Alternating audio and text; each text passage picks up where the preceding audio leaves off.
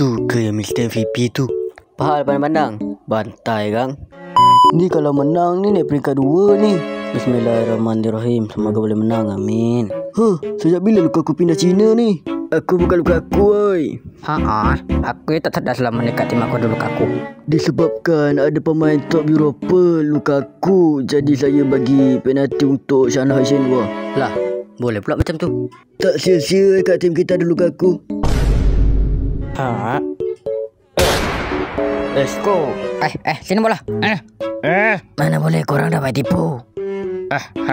Pengecut. Apa kau cakap? Apa? Aku yang cakap kau pengecut. Dah lah main bola kat tim ada Lukaku. Dah, aku je selama ni tak tahu kat tim aku ada Lukaku. Kenapa tu orang? Aku dah cakap aku bukan Lukaku. Bukan ke? Dia bukan Lukaku. Dah tu Lukaku yang betul kat mana? Tu siapa? Bukan Lukaku. Oi, Datuk kau siapa kalau bukan Lukaku? Aku Alibaba lah. Alibaba main bola ke? Bukan dia berlakon Hai, pening aku tengok.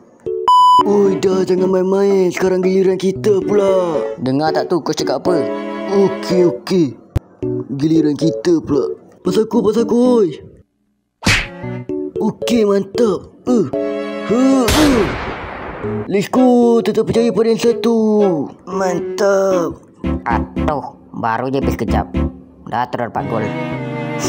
Let's go, kita tambah lagi. Boleh. Jonathan. Mantap Arif. Let's go, gol lagi. Tambah lagi. Nah, mantap Arif. Let's go, gol. Macam tu je orang comeback. Mana boleh comeback macam tu je. Lah, tu buktinya dia orang comeback. Alhamdulillah 3 poin. Dapat duduk tempat kedua. Next lawan Australia dapat 3 poin, duduk tempat pertama. Let's go.